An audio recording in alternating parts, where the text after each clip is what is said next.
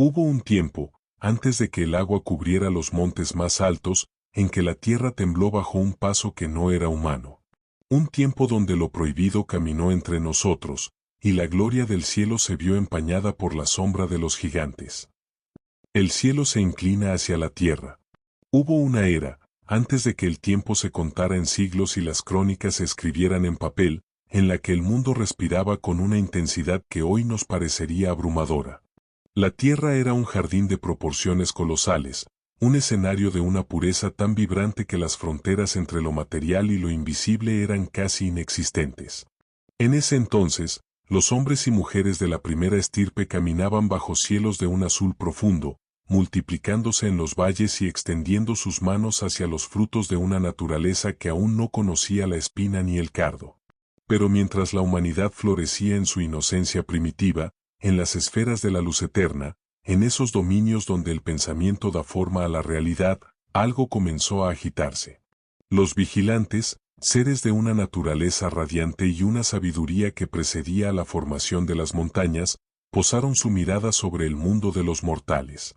No fue el odio lo que motivó su descenso, sino una curiosidad que se tornó en una fascinación magnética y, finalmente, en un deseo oscuro. Estos centinelas del cosmos, destinados a observar el despliegue de la vida desde las alturas, vieron en las hijas de la humanidad una belleza que no existía en sus palacios de cristal y fuego.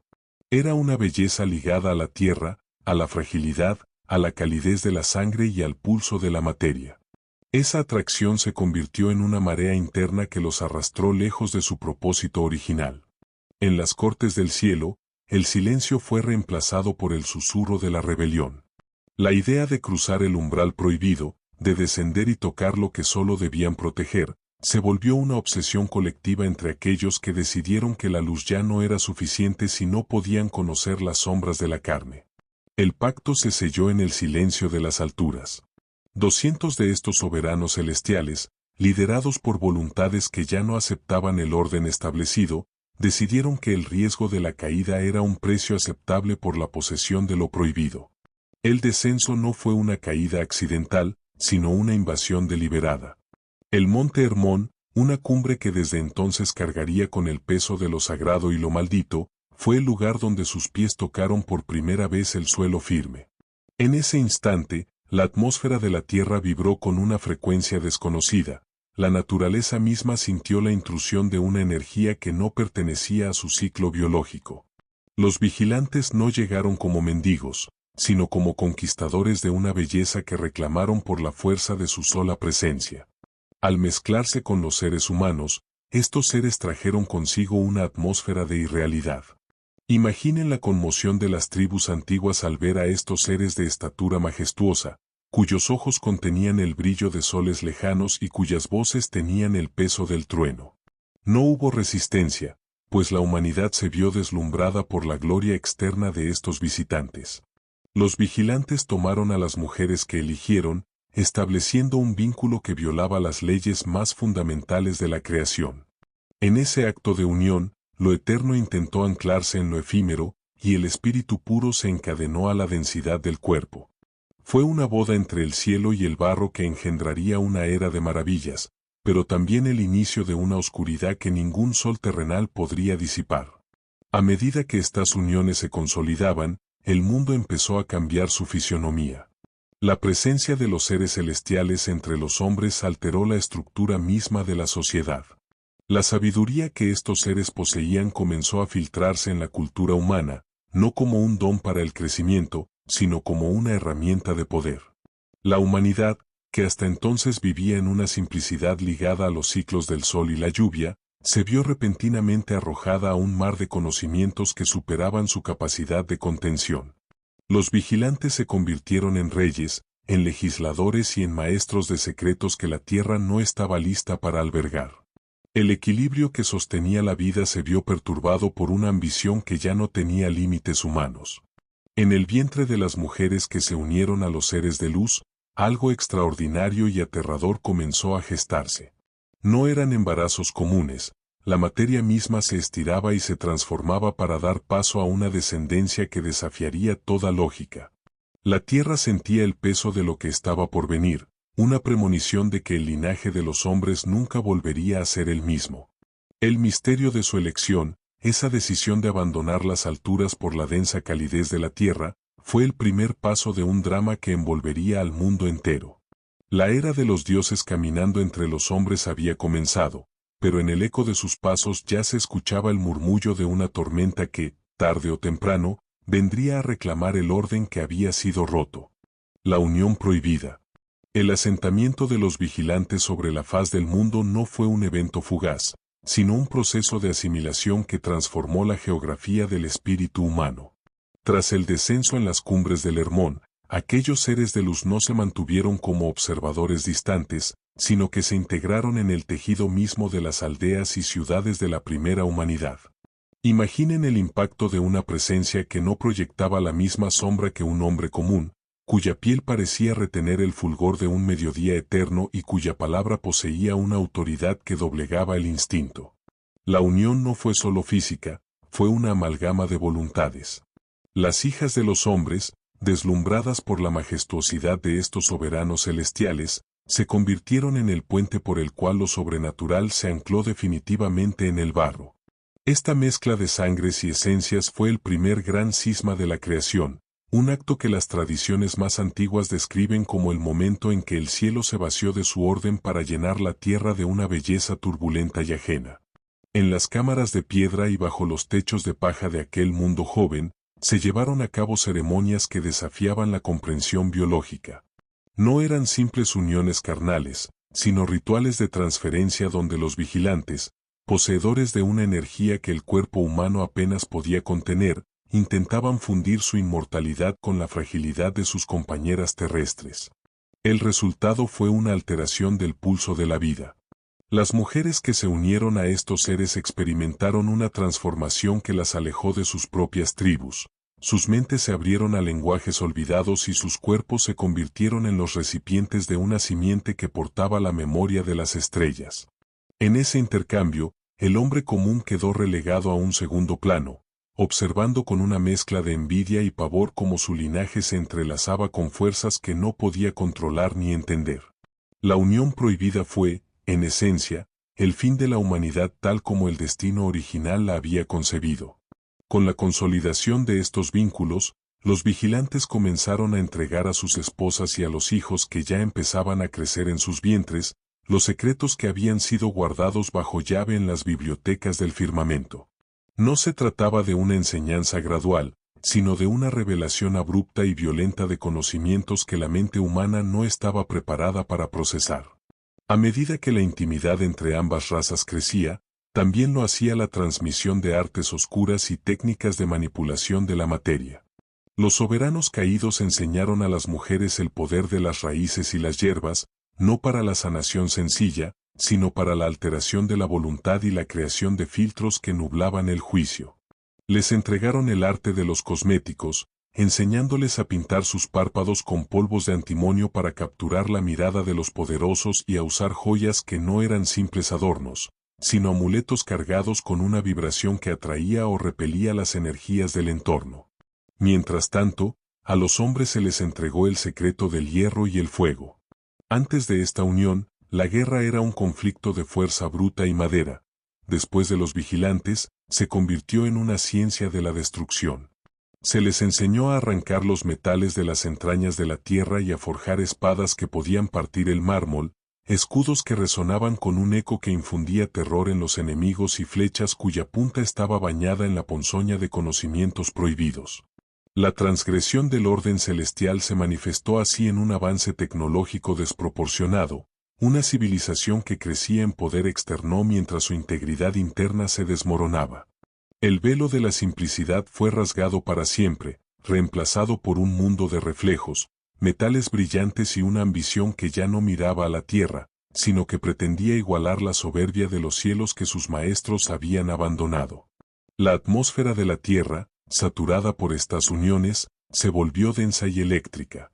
Los vigilantes, en su deseo de poseer por completo el mundo material, empezaron a reclamar para sí territorios cada vez más vastos, estableciendo dinastías donde ellos eran los dioses vivientes y sus descendientes los herederos de la tierra.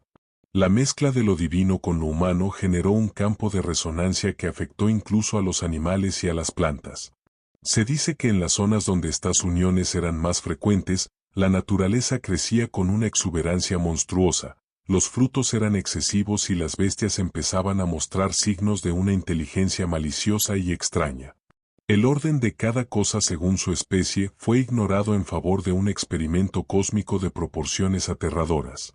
La transgresión no era solo un pecado de carne, sino una rebelión genética que buscaba crear una nueva realidad donde el creador original fuera un recuerdo lejano y los vigilantes los nuevos arquitectos de la existencia. En este clímax de la unión prohibida, la identidad del ser humano quedó diluida. Aquellos que no formaban parte de los linajes híbridos se sentían como extraños en su propio planeta, viendo cómo las leyes de la vida eran reescritas por seres que no sentían el cansancio, ni el hambre, ni el miedo de la misma manera que ellos. La unión entre el cielo y la tierra había creado un híbrido no solo en los cuerpos, sino en la cultura, una civilización de esplendor insoportable y crueldad infinita. Los soberanos celestiales, ahora convertidos en señores del barro, observaban con satisfacción cómo su simiente comenzaba a dominar el paisaje.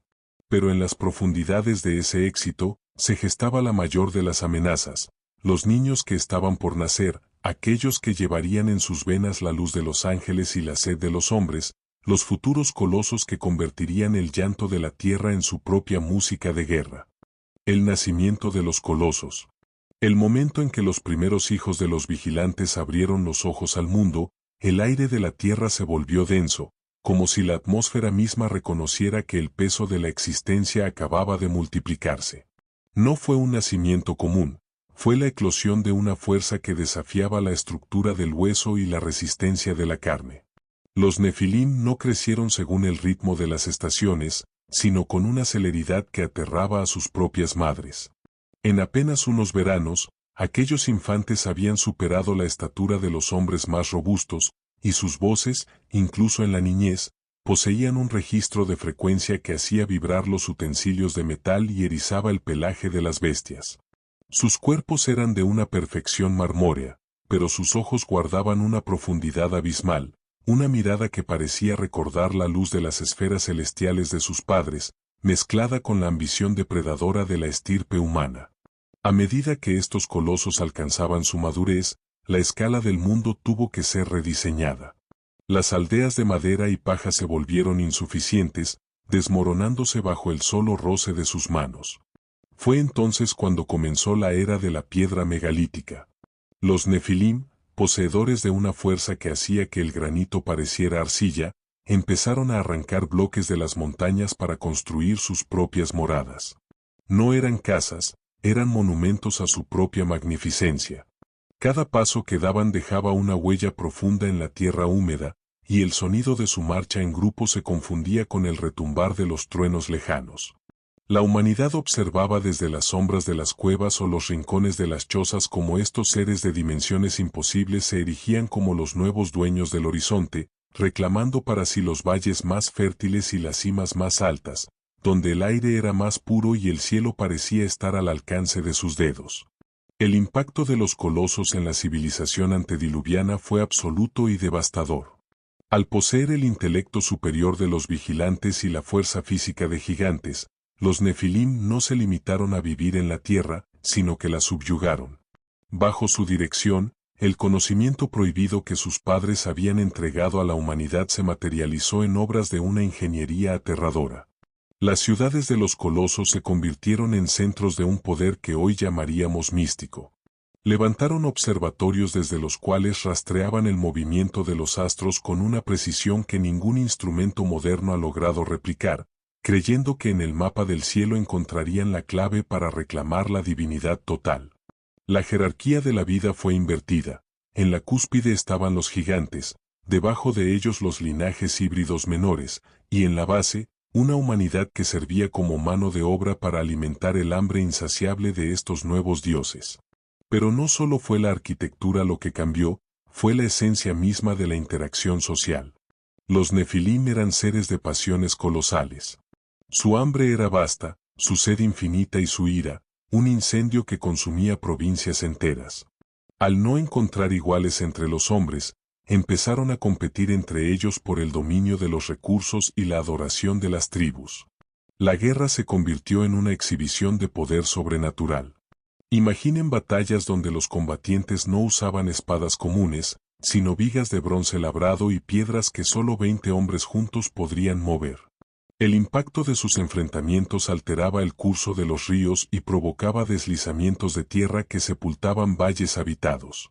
La tierra empezó a resentirse bajo el peso de sus construcciones y la violencia de sus pisadas. El suelo mismo, que una vez fue generoso, empezó a volverse estéril bajo la sombra de los gigantes, como si la vida se negara a florecer donde la soberbia de los colosos dictaba la ley. En la plenitud de su reinado, los Nefilim se convirtieron en los varones de renombre, los héroes cuyas hazañas se distorsionarían más tarde en los mitos de todas las culturas. Sin embargo, detrás de la leyenda de gloria se ocultaba una realidad de terror sistémico. Los gigantes descubrieron que su naturaleza híbrida les otorgaba una percepción de la energía que el hombre común ignoraba. Empezaron a experimentar con la vida misma, no solo en la metalurgia o la astronomía, sino en la manipulación de la sangre. Se cuenta que en las profundidades de sus templos ciclópeos, los colosos buscaban la forma de transferir su conciencia a formas aún más duraderas, temiendo que la parte mortal de su herencia terminara por reclamarlos. Este deseo de perpetuidad los llevó a una desconexión total con la naturaleza. Ya no se veían como parte del mundo, sino como sus dueños y rediseñadores. El nacimiento de los colosos marcó el punto de no retorno para el mundo antiguo. La pureza de la creación había sido diluida por una estirpe que no pertenecía ni al cielo ni a la tierra, sino a una zona de sombra y rebelión. El aire se cargó con el olor del metal fundido y el humo de los sacrificios constantes. La paz, ese concepto que la humanidad primitiva conocía por instinto, fue borrada por una ambición que buscaba tocar el firmamento para exigirle cuentas al Creador. Los Nefilim, en su magnificencia aterradora, creían que el mundo era su lienzo y su banquete, sin sospechar que cada montaña que movían y cada secreto que profanaban estaba acumulando una deuda con el equilibrio del universo. La tierra, agotada por el peso de sus hijos ilegítimos, comenzaba a preparar un lamento que subiría hasta las esferas más altas, pidiendo una liberación que solo podría venir a través de una destrucción total y purificadora. El llanto de la creación. A medida que el reinado de los colosos alcanzaba su cenit, un cambio sutil pero aterrador empezó a manifestarse en los cimientos mismos de la naturaleza. La tierra, que una vez fue una madre generosa y vibrante, comenzó a reaccionar como un organismo que intenta expulsar un veneno. El equilibrio sagrado de cada cosa según su especie había sido profanado no solo en la carne de los gigantes, sino en la esencia misma de la vida. Los Nefilim, impulsados por un hambre de poder que no conocía límites, empezaron a tratar la creación como un esclavo al que se le arrebata hasta el último suspiro. Los bosques milenarios, cuyos árboles habían visto el amanecer del primer hombre, fueron reducidos a cenizas para alimentar las forjas de ciudades que crecían hacia las nubes. Los ríos, arterias de vida del mundo, fueron encadenados y desviados para llenar los estanques de placer de soberanos que ya no sentían sed, sino un vacío espiritual que ninguna abundancia material podía saciar. El aire mismo se volvió pesado, cargado con el olor de la fundición y la podredumbre de una ambición que ya no tenía fronteras. Los animales, sintiendo la distorsión del orden cósmico, empezaron a huir hacia los rincones más oscuros de la geografía. Las bestias, que antes convivían en un ciclo de necesidad, se volvieron erráticas y violentas, como si la rabia de los gigantes se hubiera filtrado en su instinto. El llanto de la creación comenzó como un susurro en los valles y terminó como un clamor que hacía temblar las hojas de los árboles en las noches sin viento. No era solo un lamento por lo que se había perdido, sino un grito de agonía ante lo que se estaba convirtiendo, un mundo donde la belleza era pisoteada por la fuerza y donde el silencio de la paz había sido reemplazado por el estruendo de los martillos y el crujir de las piedras. Cada paso de un coloso era una herida en la piel de la tierra, y cada secreto robado al cielo era una cadena que aprisionaba el futuro de la humanidad. En medio de este caos de esplendor y miseria, el espíritu humano se encontraba al borde de la extinción total, atrapado en una red de maravillas tecnológicas y horror espiritual. La imagen de lo que el hombre debía ser se había desdibujado tanto que las nuevas generaciones ya no recordaban la dignidad de su origen ni el propósito de su existencia. Bajo la sombra de torres ciclópeas que ocultaban el sol durante gran parte del día, la humanidad vivía en un estado de servidumbre hipnótica. Servían a amos que no solo poseían cuerpos descomunales, sino mentes que operaban en dimensiones de una crueldad que el hombre común no podía siquiera concebir. Los seres humanos fueron reducidos a meros instrumentos de trabajo, piezas de ajedrez en las guerras interminables de los soberanos híbridos, o peor aún, objetos de curiosidad biológica en experimentos que buscaban fusionar la conciencia con la materia inerte. La violencia no era solo un acto físico, sino que se había convertido en la atmósfera misma que se respiraba. Cada pensamiento que cruzaba la mente del hombre, cada intención profunda de su corazón y cada deseo de su alma estaban contaminados por la influencia de los gigantes. La bondad se consideraba un defecto genético y la compasión era castigada como una traición al nuevo orden de fuerza. El dolor del Creador, esa inteligencia suprema que había tejido la vida con hilos de armonía y luz, alcanzó un punto de saturación insoportable. La creación, diseñada originalmente para ser un espacio de libertad, asombro y crecimiento, se había transformado en un laboratorio de sombras donde el mal ya no se escondía en los rincones oscuros, sino que se exhibía en los tronos de oro con la arrogancia de quien se cree dueño de la eternidad.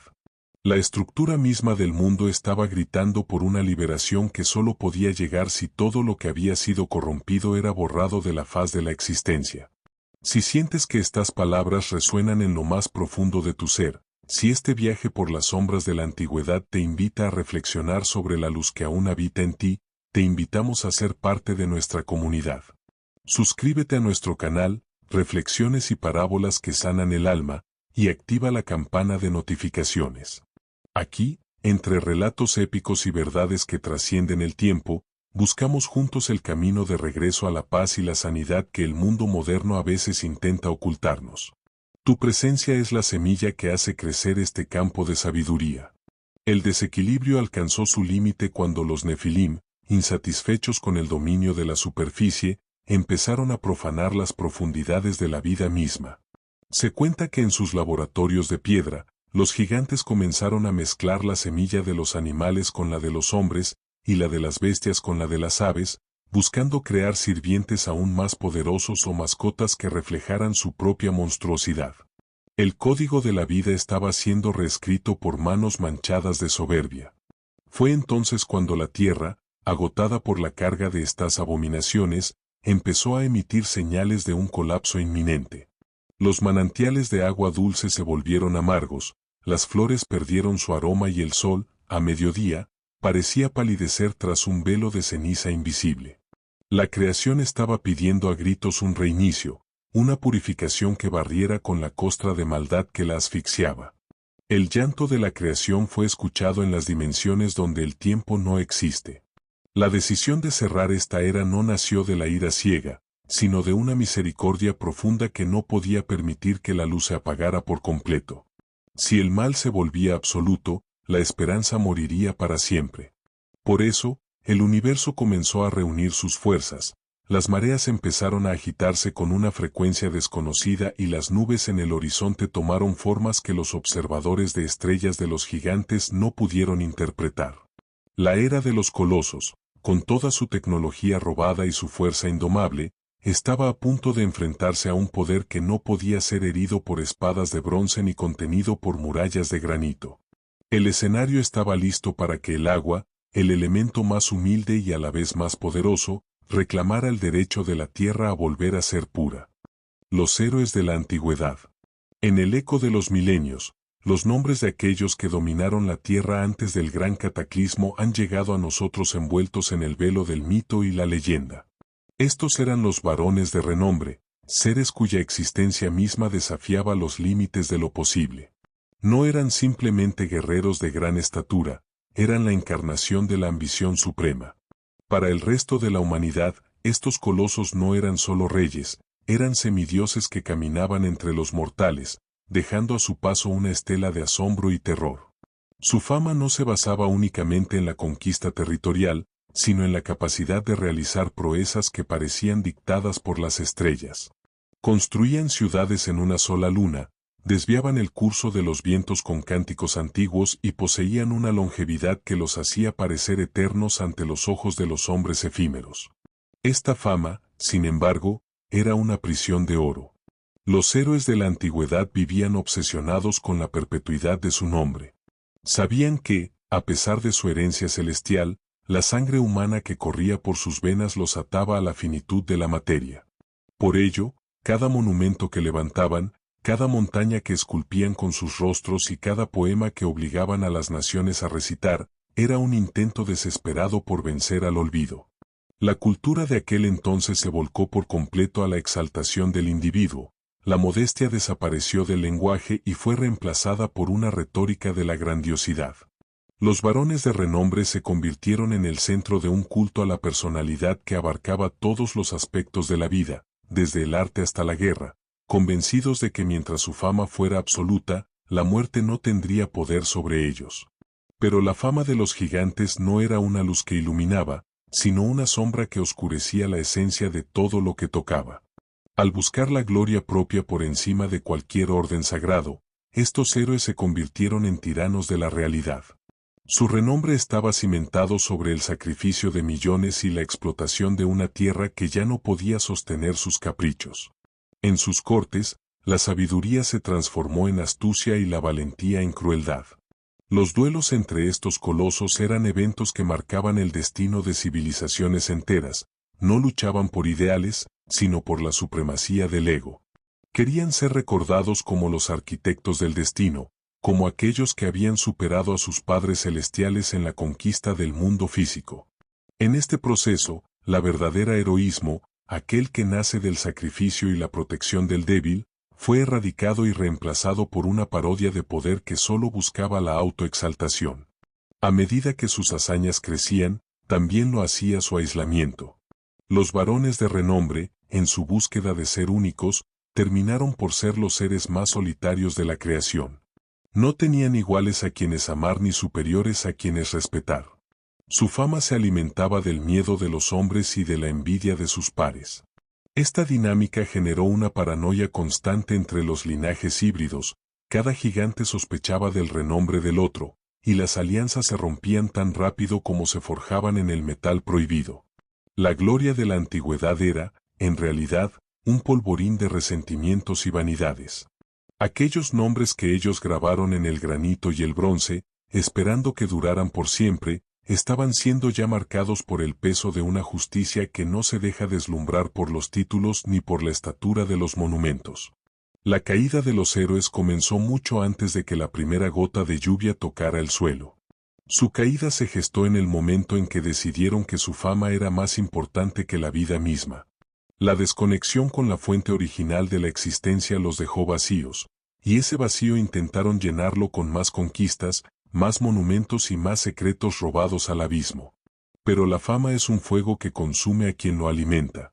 Los varones de renombre empezaron a desmoronarse internamente, su intelecto superior se volvió locura y su fuerza colosal se tornó en una carga que los hacía lentos ante los cambios del espíritu. La fama que tanto buscaron terminó siendo su sentencia, el mundo ya no podía soportar el peso de sus nombres, y la historia misma se preparaba para cerrar sus páginas sobre ellos, permitiendo que solo el eco de sus errores llegara a las generaciones futuras como una advertencia sobre el peligro de buscar la gloria propia a costa del alma del mundo. Cuando el final se vislumbró en el horizonte, los héroes de la antigüedad intentaron usar su renombre para ordenar a los elementos que se detuvieran. Pero el viento no obedece a los títulos y el agua no respeta las genealogías celestiales. La fama de los gigantes, que había cubierto la tierra como una manta de hierro, se desvaneció ante la magnitud de una realidad que no necesitaba héroes de renombre, sino corazones en armonía. Los monumentos cayeron, las inscripciones fueron borradas por el lodo y los nombres que una vez hicieron temblar a las naciones se hundieron en el abismo del olvido. Lo que quedó para la posteridad no fue la gloria de sus rostros esculpidos, sino la sombra de su fracaso, una lección silenciosa que susurra a través de los siglos que la verdadera grandeza no se mide por la altura de lo que construimos, sino por la profundidad de la huella que dejamos en el espíritu de la creación. El juicio del abismo. El fin no comenzó con un estruendo, sino con una vibración que nació en la médula misma del planeta. Los Nefilim, acostumbrados a dominar la tierra con el peso de sus pasos, sintieron por primera vez que el suelo bajo sus pies ya no era un aliado. Era una mañana de una quietud sepulcral. El sol, ese disco de fuego que los gigantes pretendían alcanzar con sus torres, apareció rodeado de un halo pálido, un anillo de luz mortecina que parecía filtrar toda la energía del mundo. Los animales de las ciudades ciclópeas, incluso aquellos híbridos creados en los laboratorios de los colosos, rompieron sus cadenas y huyeron hacia las tierras altas con un pavor que la razón no podía explicar. Los vigilantes, que por siglos habían dictado los secretos del cosmos a sus hijos, enmudecieron. El aire se cargó de una estática tan densa que el metal de las armaduras de los gigantes emitía chispas constantes, un recordatorio eléctrico de que la estructura de la materia estaba a punto de rasgarse. De pronto, el horizonte se quebró. No fueron nubes lo que apareció, sino una herida en la bóveda misma de la atmósfera. El cielo, que hasta entonces había sido un techo de azul infinito, se tornó en una vorágine de sombras y luces eléctricas. Las fuentes del gran abismo, las reservas de agua que dormían bajo la corteza terrestre desde la aurora del tiempo, estallaron con una presión que hizo saltar las bases de las cordilleras. Gigantescas columnas de agua hirviente y lodo se elevaron hacia las nubes, mezclándose con la caída de una lluvia que no tenía precedentes en la memoria humana. No eran gotas, eran cortinas de agua tan densas que la luz del día desapareció en cuestión de instantes. El juicio del abismo había comenzado, y no venía a conquistar las ciudades de los gigantes, sino a borrarlas de la geografía de la existencia como si nunca hubieran sido más que un mal sueño. La reacción de los varones de renombre ante el cataclismo fue una mezcla de soberbia y desesperación absoluta.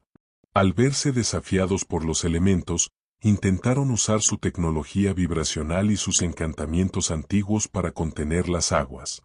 En las murallas de las capitales antediluvianas, los gigantes se alzaron con sus armas de bronce y luz, lanzando gritos de guerra contra el firmamento. Pero el agua no tenía un cuerpo que pudiera ser herido, ni una voluntad que pudiera ser seducida por el renombre. Las ciudades que habían sido construidas para durar eternidades empezaron a desmoronarse bajo la presión hidráulica. El granito se partía como el cristal y las torres que pretendían tocar el cielo se convertían en prisiones de piedra que se hundían en el barro creciente. La fuerza física de los colosos, que antes podía mover montañas, resultó inútil contra la fluidez implacable de un océano que brotaba de todas partes. La jerarquía del poder se disolvió en el pánico.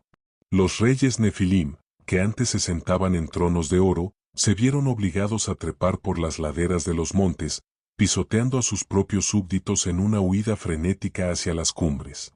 No hubo honor en el final de los héroes, la fama de la que tanto se jactaban se evaporó ante la cruda realidad de la supervivencia.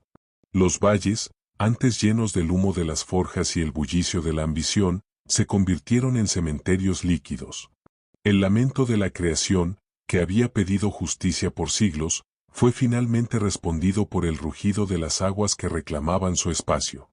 El juicio no hacía distinciones, los linajes híbridos, las quimeras de los laboratorios y los monumentos a la gloria propia fueron arrastrados por una marea que no buscaba venganza, sino la restauración de la pureza original de la tierra. Cuando las cumbres más altas de la tierra eran apenas islas en un mar sin orillas, se selló el destino definitivo de los linajes caídos. El agua subió hasta cubrir el último rincón de la soberbia humana y celestial. Bajo la superficie, las corrientes arrastraban los restos de una civilización que había creído estar por encima de las leyes de la luz. Los cuerpos de los gigantes, cuya densidad y fuerza eran legendarias, se hundieron hacia las fosas más profundas del océano, convirtiéndose en el sedimento de un mundo muerto. Sus padres celestiales, los vigilantes que habían provocado este desastre, fueron encadenados en dimensiones de oscuridad, viendo cómo su experimento biológico y su descendencia eran reclamados por el abismo. El silencio volvió a reinar sobre el planeta, un silencio húmedo y vasto que borraba cada eco de la violencia y cada rastro del metal prohibido. La tierra quedó sumergida en una purificación total. El peso de las aguas aplastó las estructuras ciclópeas, convirtiendo las ciudades de obsidiana en ruinas anónimas bajo kilómetros de lodo y presión. La memoria de los nombres de los gigantes fue lavada por el flujo incesante del océano primordial. Lo que alguna vez fue un imperio de poder sobrenatural se convirtió en una capa de fósiles y leyendas fragmentadas. El juicio del abismo no fue solo el final de una era biológica, fue el cierre de una puerta espiritual. La mezcla prohibida había sido erradicada de la superficie, y el mundo, aunque oculto bajo el agua, comenzaba a sanar de las cicatrices que los pasos de los colosos habían dejado en su piel. El escenario estaba listo para que, una vez que las aguas retrocedieran, la vida pudiera emerger de nuevo, pero esta vez con la fragilidad y la humildad de quienes saben que nada que se levante contra el orden del universo puede prevalecer. El eco en la eternidad. Cuando las aguas finalmente comenzaron a ceder y las cumbres de las montañas más altas volvieron a rasgar la superficie del océano infinito, el mundo que emergió era un lugar irreconocible. La atmósfera de la Tierra, antes densa y cargada de la energía vibracional de los vigilantes, se sentía ahora ligera, limpia y extrañamente silenciosa. La era de los colosos había sido borrada de la faz de la geografía, dejando tras de sí un paisaje de lodo y roca virgen. Los grandes valles, que una vez albergaron ciudades de obsidiana y templos que desafiaban al sol, estaban ahora cubiertos por capas de sedimentos de cientos de metros de espesor. El eco de los pasos de los nefilim ya no resonaba en los montes, su fuerza se había disuelto en el abismo y su sabiduría prohibida yacía sepultada bajo el peso de un nuevo mundo que nacía de las aguas. La humanidad, reducida a un pequeño remanente de pureza, caminaba ahora sobre una tierra que ya no le pertenecía a los gigantes, sino a la fragilidad de la vida sencilla. Sin embargo, nada de lo que ha existido bajo el sol desaparece por completo. Aunque los cuerpos de los gigantes perecieron y sus ciudades fueron molidas por la presión hidráulica del diluvio, su memoria quedó grabada en las capas más profundas de la conciencia colectiva. El eco de los nefilim se convirtió en el murmullo que dio origen a las primeras mitologías de las civilizaciones que vendrían después. Los supervivientes y sus descendientes, al encontrar ocasionalmente una piedra tallada con una precisión imposible o un hueso de dimensiones colosales emergiendo de una ladera erosionada, recordaban las historias de los varones de renombre. Así nacieron las leyendas de los titanes, de los dioses que bajaron de las estrellas y de los héroes que lucharon contra monstruos en un tiempo donde la magia y la realidad eran una misma cosa. El legado de los gigantes no se perdió, sino que se transformó en el prólogo invisible de toda la historia humana, una sombra que nos recuerda que alguna vez fuimos testigos de una grandeza que no supimos contener. En los milenios que siguieron, la victoria de la luz sobre las sombras antiguas se manifestó en el nuevo orden de la naturaleza. Los cielos se alejaron de la tierra, estableciendo una frontera espiritual que ya no podría ser cruzada con la facilidad de antaño. El tiempo de la convivencia abierta entre los soberanos celestiales y la humanidad se cerró bajo llave. Los vigilantes, encadenados en las dimensiones de la espera, se convirtieron en advertencias silenciosas grabadas en las estrellas, mientras que la nueva humanidad aprendía a labrar la tierra sin la ayuda de tecnologías prohibidas. El mundo se volvió más pequeño, más lento, pero también más humano. La victoria final no fue una de armas o de fuerza bruta, sino de equilibrio. La luz reclamó el derecho de la creación a seguir su curso natural, protegiendo la semilla de la vida de las alteraciones que casi la llevan a la extinción. El arco iris en el cielo no era solo un fenómeno de luz, sino la firma de un pacto que garantizaba que los gigantes nunca volverían a reclamar el trono de la tierra. A pesar de esta victoria, el eco en la eternidad nos advierte que las sombras antiguas siempre buscan una grieta por donde volver a filtrarse. Las ruinas ciclópeas que aún hoy desafían la explicación en los rincones más remotos del planeta son recordatorios mudos de lo que sucede cuando la ambición humana se une a la rebelión celestial. Cada estructura megalítica que no permite la entrada de una hoja entre sus piedras es un susurro del pasado, una prueba física de una era de hierro y gloria que terminó en lodo. La historia de los nefilim vive en nuestra sangre, no como una carga genética, sino como una lección sobre los límites de la soberbia. La luz triunfó porque su naturaleza es la permanencia, mientras que la sombra de los gigantes, por muy vasta que fuera, estaba condenada a ser devorada por el mismo abismo que intentó ignorar. Hoy, al contemplar el horizonte desde las mismas montañas donde una vez descendieron los vigilantes, el alma siente el peso de esta crónica ancestral. La historia de los gigantes de la tierra es el espejo de nuestra propia lucha entre la grandeza y la humildad.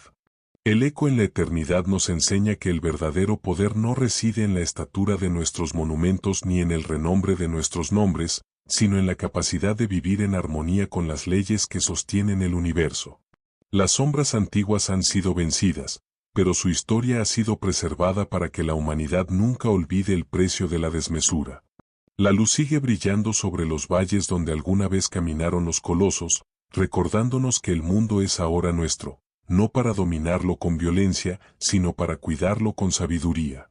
La epopeya de los Nefilim llega a su fin en las crónicas, pero permanece abierta en el espíritu. Es una joya de conocimiento que nos conecta con el amanecer de los tiempos y nos proyecta hacia el futuro. El mundo de los gigantes se hundió para que el mundo de los hombres pudiera florecer en libertad. Y aunque el agua borró sus ciudades, no pudo borrar la verdad de su caída.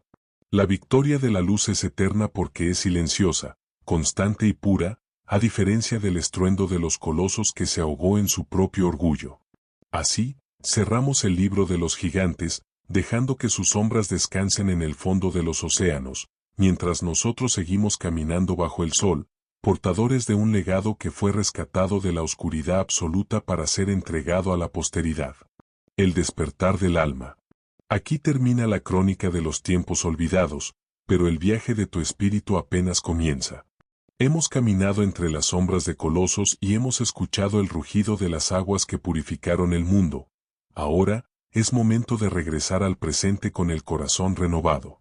La historia de los Nefilim nos recuerda que, sin importar cuán grandes parezcan los desafíos de nuestro tiempo o cuán imponentes sean los gigantes que intentan dominar nuestra paz, existe un orden superior que siempre restaura el equilibrio. La verdadera fuerza no se mide en la altura de lo que construimos, sino en la profundidad de la paz que somos capaces de albergar en nuestro interior. Que el eco de esta epopeya no sea para ti un motivo de temor, sino un recordatorio de tu propia resiliencia. Eres el heredero de un mundo que fue rescatado de la oscuridad, y en tu interior llevas la semilla de una luz que ningún abismo puede apagar. Si este viaje a través de los siglos ha traído claridad a tu mente y consuelo a tu alma, te pedimos que nos ayudes a seguir extendiendo esta luz. Suscríbete y activa la campana, para que nunca falte en tu día una palabra que sane y una historia que eleve tu espíritu. Comparte este conocimiento. Envía este audiolibro a alguien que necesite recordar su propia grandeza frente a los gigantes de la vida. Déjanos tu reflexión, en los comentarios, cuéntanos, ¿qué gigante estás venciendo hoy en tu vida con la fuerza de tu fe? Gracias por permitirnos acompañarte en esta travesía. Recuerda siempre que, aunque los imperios de piedra caigan, las verdades del alma permanecen para siempre. Esto fue los Nefilim, gigantes de la tierra. Hasta nuestro próximo encuentro, bajo la luz de la sabiduría que nunca se apaga. Reflexiones y parábolas que sanan el alma.